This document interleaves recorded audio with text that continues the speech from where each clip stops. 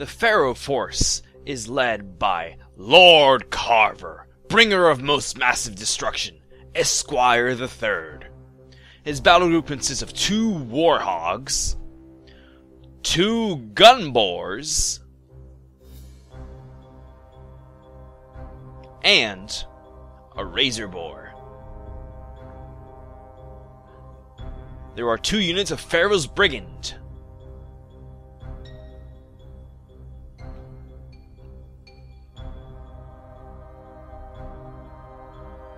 And that's the other unit. And Targ. And this is a Tier 1 theme list for Pharaoh. The Khador force is led by FrozenKommander Sorscha Kratikov. Her battle group consists of Beast 09. There is a full unit of Winter Guard infantry with 3 Rocketeers and the unit detachment. This is the Winter Guard Death Star. And there is, of course, yours truly, Kovnik Jozef Grigorovich. There is also the Great Bears of Gallowswood, a unit of Widowmakers with the Widowmaker Marksman, Eiryss, Angel of Retribution, Reinholdt, Gobber Speculator, and Sylys Wyshnalyrr, the Seeker. And that's 35 points of Khador. Correctly counted this time. We are playing the Steamroller 2013 scenario, Into the Breach. There is a 12-inch diameter circle and a 40mm flag placed parallel to each other on the table. You can only dominate the flag for 1 control point, and if you control the 12-inch circle zone, you get 1 control point, and if you dominate it, you get 2 control points. The first player to earn at least 5 control points and has more control points than his opponent immediately wins the game. Scoring starts on the second player's second turn. We roll off to see who goes first, and Pharaoh wins the roll-off and chooses to go second. Khador deploys spread out across their deployment zone. The Winter Guard infantry, with their massive 13-man unit, is just right smack in the center of the board. Sorscha is to the right of the unit, with Reinholdt and Sylys Wyshnalyrr behind her. Beast 09 is in the middle of the mob of Winter Guard, to the far left of Sorscha. And to the left of Beast is Kovnik Jozef Grigorovich, and to the left of Joe are the Great Bears of Gallowswood. They're here to perform a flanking maneuver on the enemy force, and also not to be shot up immediately. Pharaoh deploys just their battle group in the center of their deployment zone. Lord Carver's in the middle of this giant beast group, with the warhogs flanking him on his left and right hand side. The gun boars are also doing the same thing, and they're facing off against the Khador. Down the center. Khador advance deploys the Widowmakers and Widowmaker Marksman behind the forest that's to the right of Sorscha. They're mainly here just gonna walk inside the forest, that way they can get their camouflage bonus. And then Eiryss is advance deployed behind this house here, and she's also performing a similar flanking maneuver to the Great Bears. Pharaoh advance deploy their brigands right in front of the battle group. They're mainly here just to be in the way, and also to that way they can get in range sooner.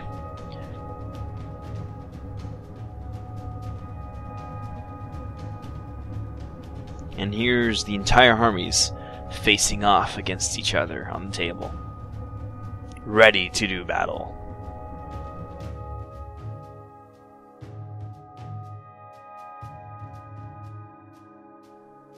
Khador, turn 1.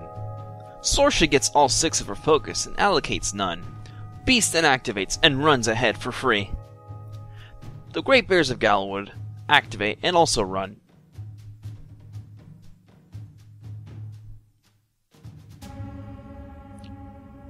Sorscha then activates and advances 6 inches, and then spins around She then casts Iron Flesh on the Winterguard infantry. She has an extra 2 inches of range thanks to Sylys Wyshnalyrr.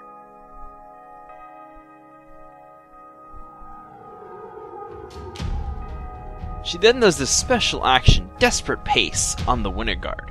This gives them an extra 2 inches of movement, making them speed 7 when calculating with Iron Flesh.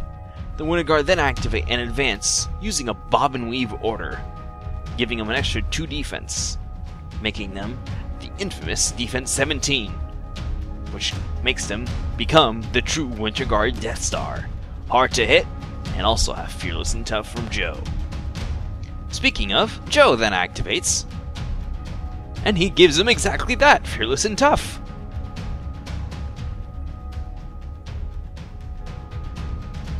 The Widowmakers then activate and advance inside the forest, looking for that sweet, sweet camouflage defense, becoming Defense 18.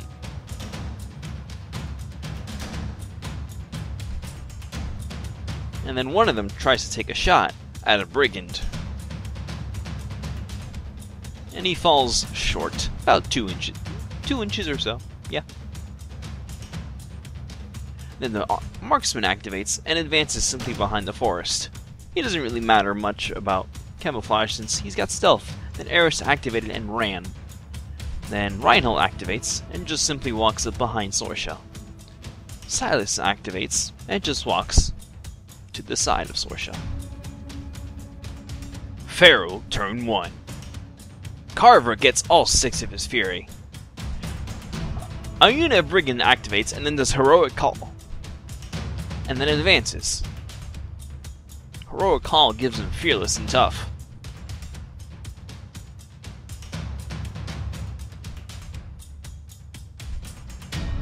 And they also dig in as their action. The other unit of brigands activates and also does Heroic Call. And also, but this time runs.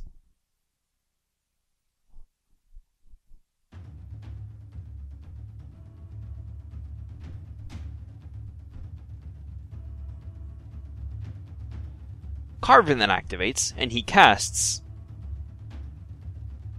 Batten Down the Hatches, which, for all models in his control area, models in his battle group, have +3 armor and -2 defense, but they cannot be knocked down.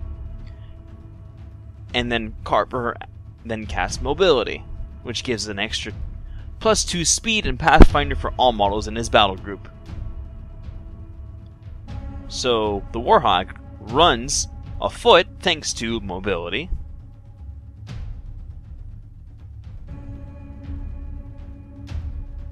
And then the other Warhog activates and also runs, but not a complete foot.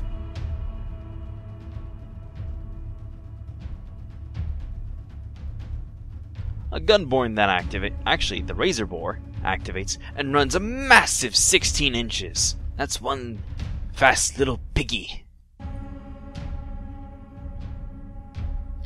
Then a Gunboar activates and runs 14 inches. Actually, not the entire thing. And then Targ activates and runs behind a Warhog. And this is the end of round 1. The distances are closing. Who will get the Alpha Strike? What will happen in round 2? What models will die?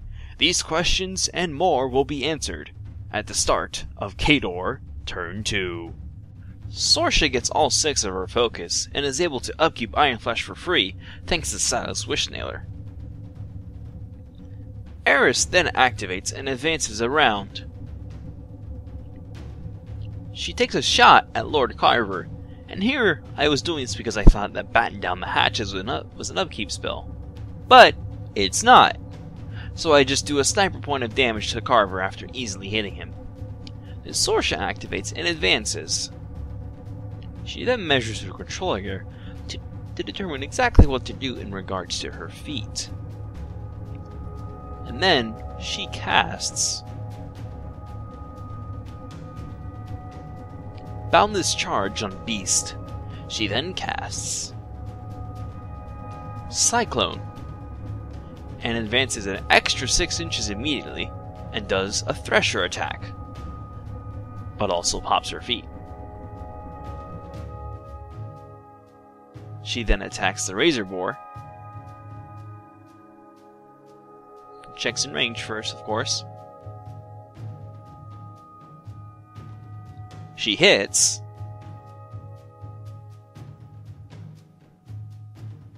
But does no damage.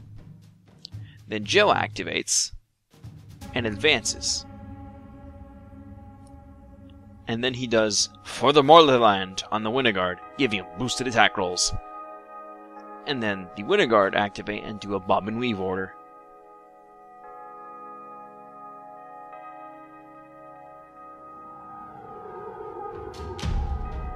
Here you're going to see some of the Winterguard be in the way of Beast, but off camera, I nudged him a little bit over to the side after these few clips here, just so Beast had a charge lane. So here a Winterguard is doing a grape shot on some brigands here, and then this is on the first one, and he hits, and then kills him. And this brigand fails his tough roll. This shot on the other brigand. That was off the table. And that misses. Actually a hit, and it kills him. He fails his tough roll, and he also dies. And then I'm measuring range to fire at the Warhog and do no damage. And then another grape shot goes off on the brigands, hitting 3 models.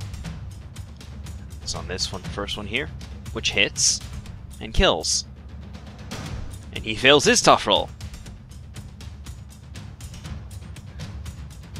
And then this is the shot on this brigand. It hits, it kills, and he fails another tough roll. He should tell these dice that toughs are made on 5s and not 4s. It's a hit on this guy, and it is. It kills him. And he fails another tough roll. There's a field promotion. And they don't make matched casualties since they're within the command range of Lord Carver. And then here's just a normal blunderbuss shot, which hits and kills him. And he also dies, just wiping out that brigand unit. And here's a 2-man CRA into the Razor Boar, which hits. And does, since this little thing's armor 17, does quite a bit of damage, and thankfully it's double thanks to Sorscha's feat. And then here's another shot, another blunderbuss shot, which hits.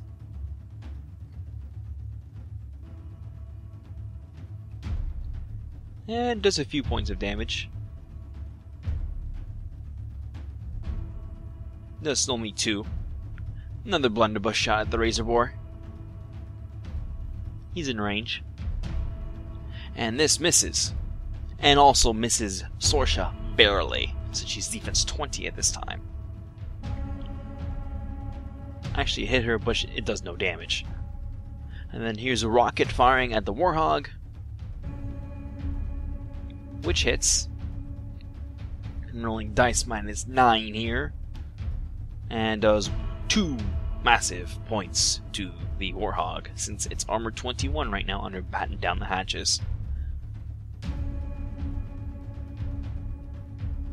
This was a shot. Oh, this was the blast at Targ, and it killed him. And then here's a shot at the Warhog, and it does no damage. And then Beast declares a charge at the Warhog. Notice the cleared Winterguard like I mentioned earlier. They were moved off to the side off camera.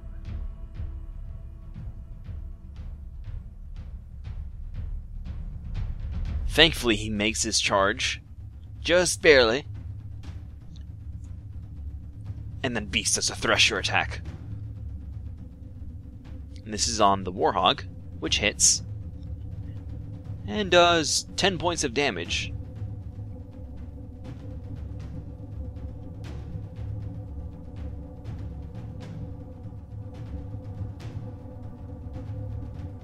Then this is the hit on the Razor Boar, which hits.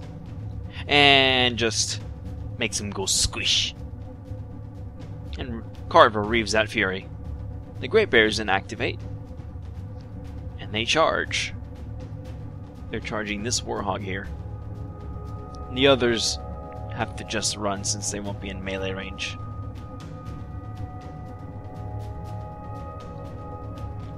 And so Volkov is doing a backswing at the Warhog here. This is his first attack. It hits. And does a crazy mount for a roll. It does 14 points onto the Spirit.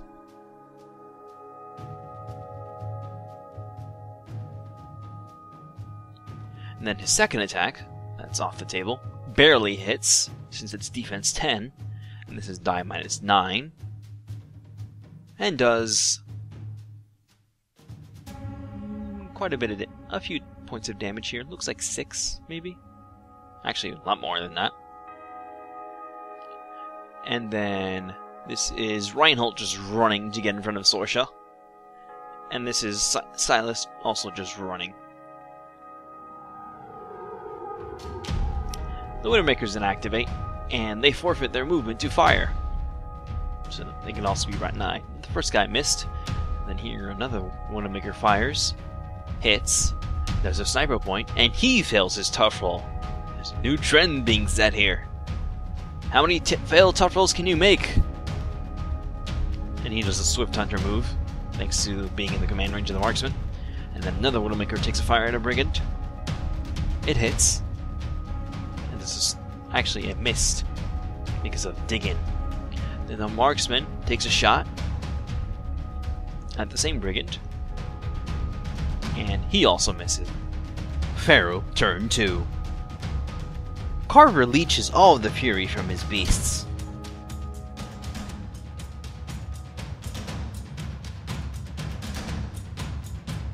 And then a Warhog activates and does Aggression Dial, and takes 2 points, but he gets +2 strength, and this damage goes to the 2.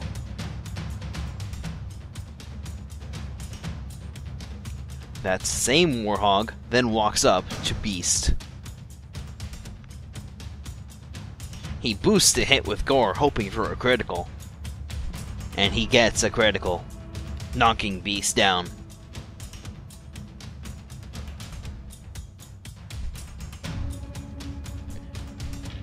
He then does 5 points of damage to the 6. He then strikes with the War Cleaver and hits automatically, and does 9 points of damage to the 4.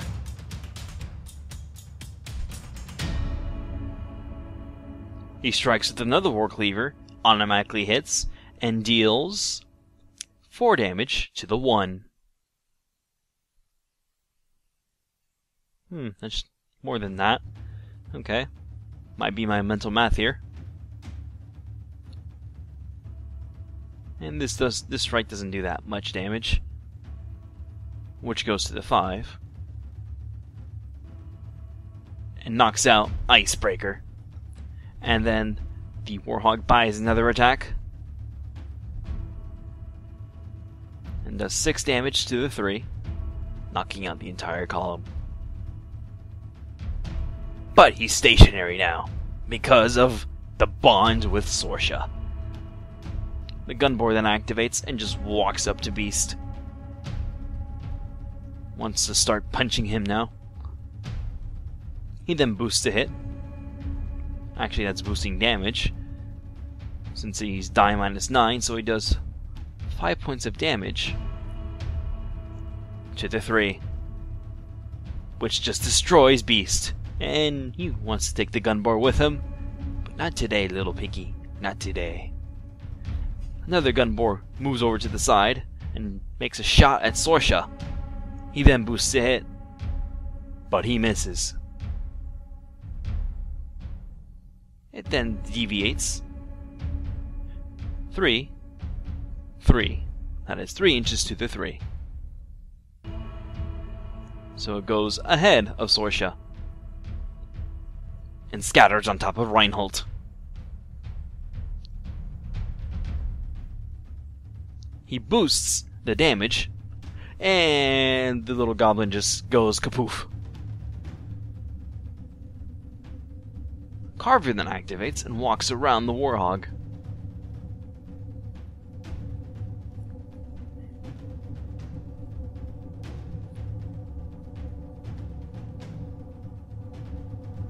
He then uses his shotgun, which is to spray 6, and boosts a hit.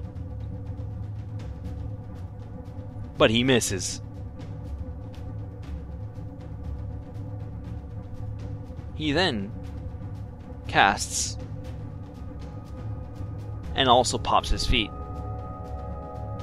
Either he casted or he threw away Fury. I'm not sure here. I don't see any spell markers right next to Carver.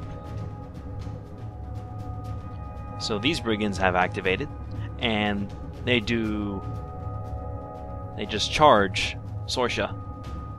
And so that's the result. And so the first one missed. The second one attacks and misses by 1. The next one attacks and also misses. Then the warhog that has its spirit gone, well, that's really beat up, moves into melee, and there's nothing changed here with the scenario, 0-0. And here's the end of round 2. Beast 09 has dropped. However, the Pharaoh have taken quite a bit of casualties, and Sorscha has popped her feet prematurely. What will happen in round 3? Stay tuned. Khador, turn 3. Sorscha gets all 6 of her focus and hugs it all. She can't give it to anybody. Then Joe activates and gives For the Motherland to the Winter Guard, giving him boosted attack rolls once again. And then Joe takes a shot with his hand cannon at the warhog, and his attacks are also boosted. It hits and does 2 points of damage to the warhog, leaving it with a few boxes left. Then the Winter Guard infantry activate and do a bob and weave order once again. What else do they do? So they go spreading themselves out with their blunderbusses ready to do very nice CRAs. And also sprays, especially to not tie down Sorscha. So there's a 5-man CRA going into the warhog here, and that clearly hits. And does no damage. So there's another 5, looks like 5-man CRA into the warhog again. So they're all in range to be able to participate. And that clearly hits. And that definitely does kill him, and so he just goes kaboom. And so this Rocketeer does a grape shot to start hitting these brigands that are tying down Sorscha. And it looks like that it's hitting all of them in there. So on this guy first. It hits. It kills. And what do you know? Another failed tough roll. And so he's dead. Then it goes on this guy. It hits. And does no damage. Then it goes on the next one. It hits. And kills. And what do you know? Another failed tough roll. And he's dead. And then there's a unit leader promotion. Then on this guy. It hits. And kills. Another failed tough roll. They're not so tough, huh? Then here's another grape shot, which hits. And kills. And another failed tough roll. And so there's another grape shot.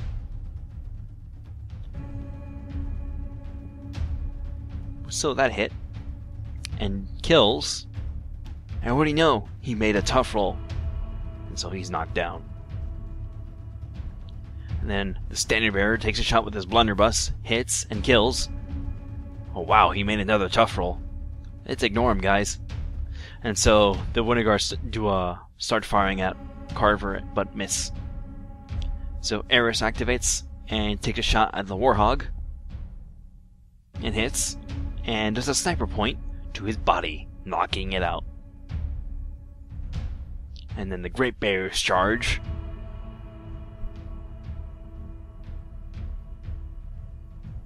Just making sure I was doing a straight line charge here, and then pivot to my target. And that hits.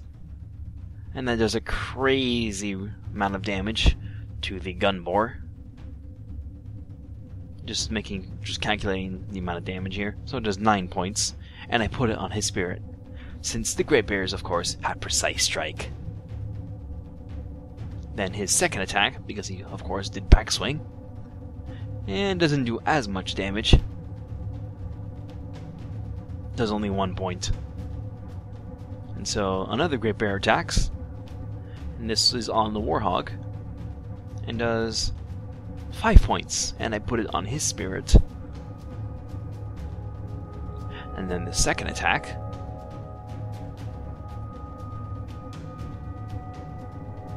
does only 1 point. Since he's stationary, I didn't have to really roll. And then Volkov attacks Carver and hits him, and does only 1 point of damage. Actually, does 3 points.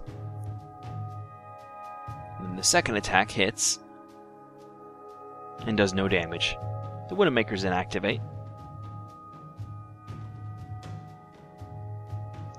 And finally leave their forest. He doesn't want to leave, apparently. And so one of them takes a shot at the Warhog.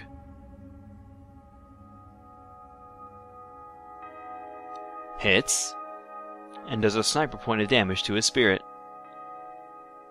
Another one fires, hits, and does another sniper point to his spirit.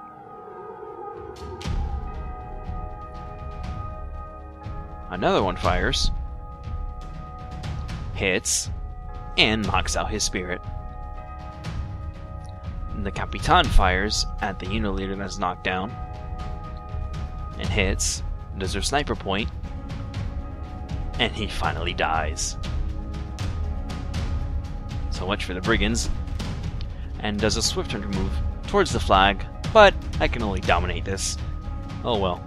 So the marksman activates and then advances, and takes a shot at the Warhog, and does a sniper point to the body.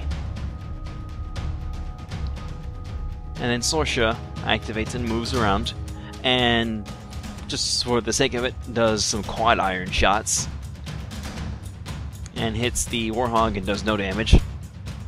Makes another shot and does no damage. Makes another shot and misses. Actually, that hit, but does no damage. And then she cyclones away to be behind this house here. That way, Carver can't charge her, and also other things. So nothing has changed in regards to this scenario. Pharaoh, turn 3. Carver leeches only some of the fury from his beasts, as he hit his fury cap in doing so. We check to see if the Warhog frenzies, and it does not. Then we check this gun board to see if it frenzies, and it does not as well. And then this gun bore activates and advances to be behind, well, rather, to be able to see Sorscha that is behind this house, and he does so. He then boosts a hit with his gun, and hits Sorscha in the face.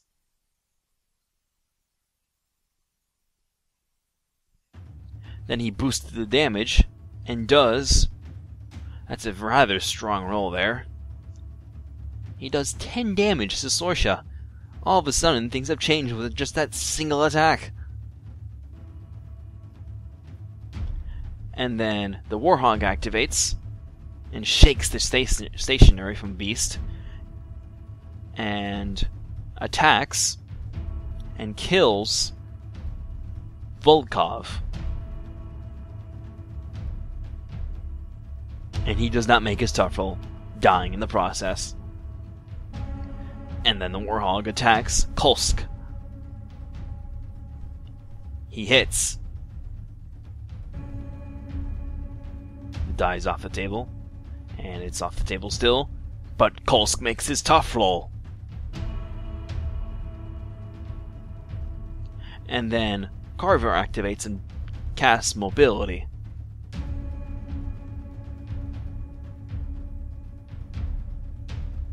He then fires his shotgun at Sorscha. He boosts the hit.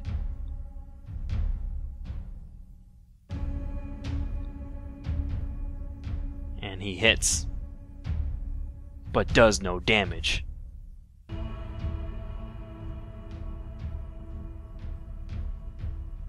Then another gunbore activates and fires at the Winter Guard in front of him.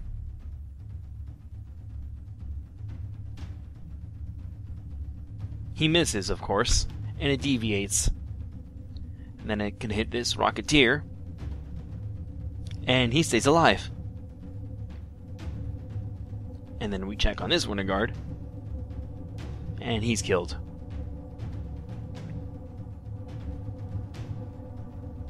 And of course, nothing has changed. This is the end of round 3.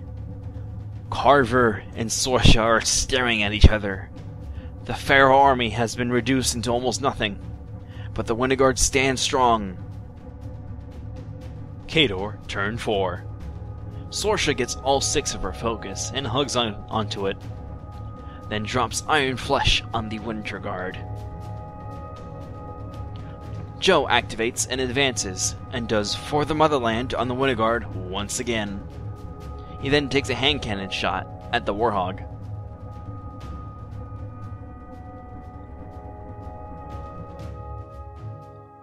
He hits, and does no damage. The Winter Guard then activate and do a bob and weave order.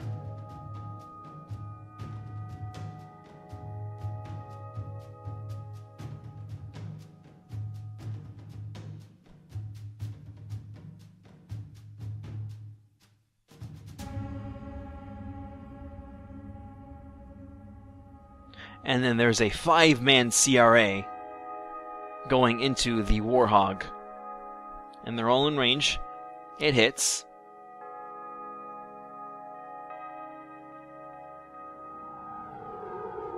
It's a POW 17 hit.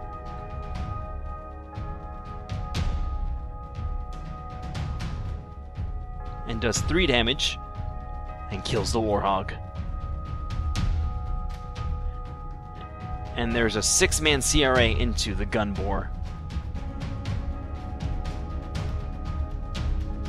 It misses, but I have a reroll thanks to Sorscha, and I also forgot the boosted die.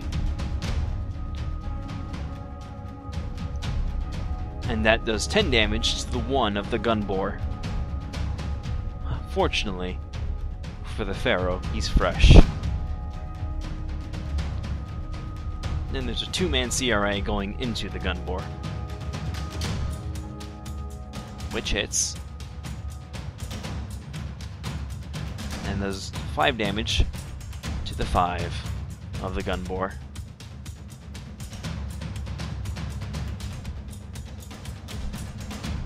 Then the Great Bears activate and charge, heading towards Carver and the Gunbore. Grigorovich does a backswing and hits the Gunbore, and just completely kills the Gunbore. However, I still have to do my backswing attack. Fortunately, there's a Winter Guard right behind him, as you can see there, and so he attacks the Winter Guard, hits him, and just kills him.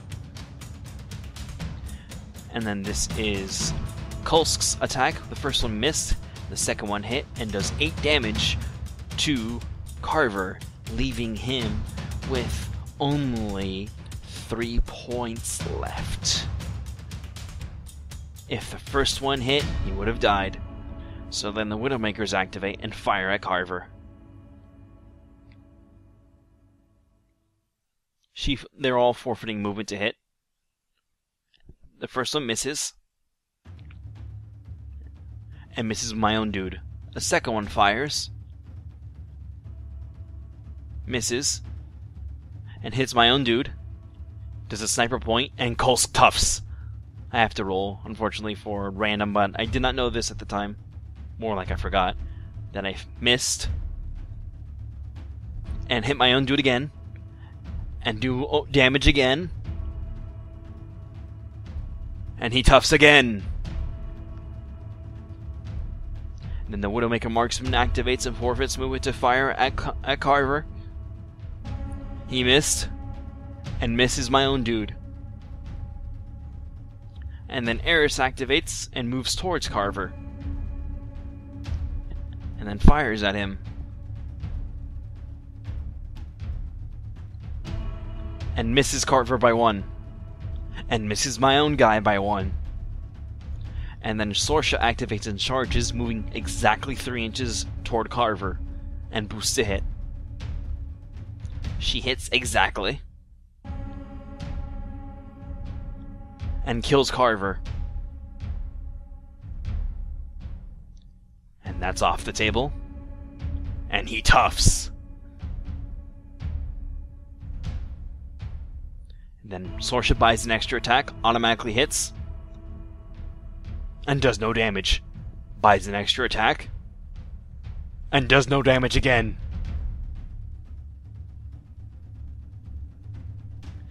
She buys another attack. Automatically hits, forces him to make another tough roll, and Carver fails. And dies. With a gentleman handshake, the game ends with a scenario score of 0-0 in a true FrozenKommander battle report fashion, with a Khador victory.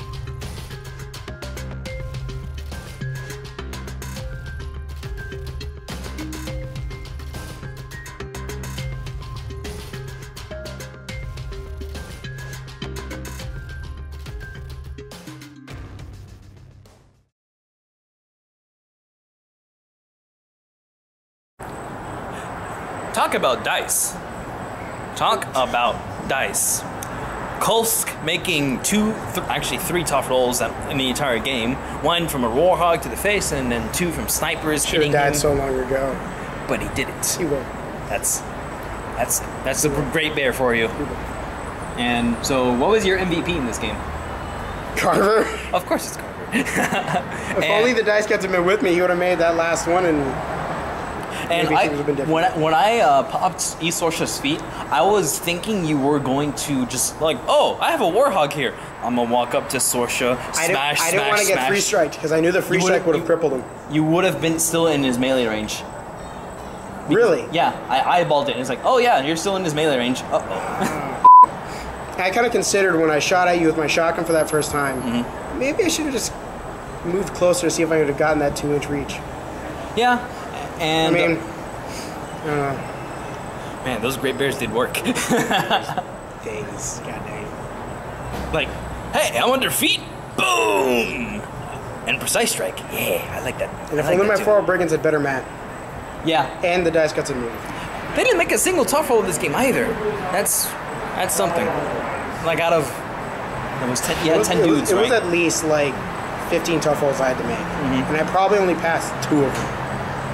You didn't make some on Carver, but I had extra attacks. Like if you made that last tough roll, like that, just ended the game. I had 2 focus left, so I was going to do a cyclone away, and you wouldn't be able to get a free strike on it. But you're knocked down anyway, so you don't have a melee range, and you can't strike me. That's true, but I would have tried to have gotten up, beaten up the great bear next to me. Yeah. And hopefully, if you were still in my shotgun range, I would have thrown as many. Yeah, but you don't have Virtuoso, so you can't do that. Exactly. Virtuoso means that you can do melee and range attacks in the same information. That's right. So at that point, my sole mission would have been to cause as much problems, kill as many of those guys as possible. Yeah, and then I would get another 6 focus and try again.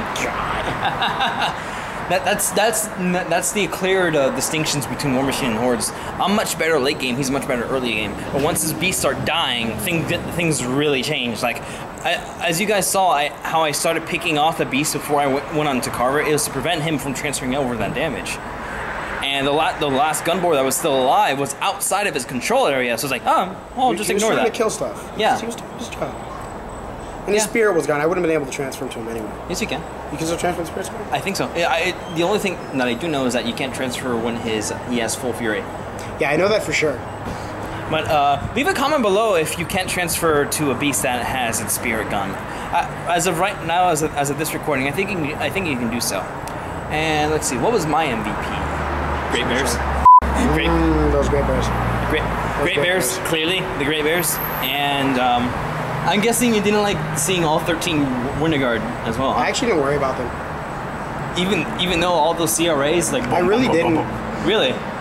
I kind of looked down and I was like, there's some infantry that, I can blow stuff up, but I figured with all my high armor, granted you can get insanely high CRAs. I don't know, I wasn't worried about them. I like how FrozenKommander battle reports, the scenario most of the time does not matter. It really doesn't. It's always caster kill. Yeah, maybe in future games that will change, but let's see, what would you have done different in it, if anything? Maybe instead of focusing on Beast, maybe charging as many stuff into Sorscha as they could have in that first turn. Yeah. Usually people use Cyclone as a way of getting her out of harm's way, but I use it to basically cover your entire army with my feet, which paid off because you still thought I would get a free strike, but now that I tell you now, you're like, oh great. I'm gonna beat you next time. You said that the last time. I'm saying it again. He's gonna face the Lola, people. No, I'm still gonna kill him. I did not field Butcher 3 against him because I knew it was going to be a completely one-sided game in this case. I've used Butcher 3 off camera a lot, and basically the game ends in 2 to 3 rounds. He's just absurd. And maybe in the next 2 battle reports after this one, you will see him. But I will be telling my opponents, do you want to face Butcher 3? Because most people are completely scared about him, and I don't blame them. So I'm not going to unleash him on nice pun, on my opponents unless they're willing to face him. And I've already gotten a few people that want to test out lists against him. So look for battle reports of that in the future. And thanks for watching. Coming from Anthony here from FrozenKommander and Riley. May your dice roll 6s. And happy maybe make gaming. All those tough rolls. And also, yeah, that too. Make all those tough rolls. Thanks, guys. Catch you in the next one.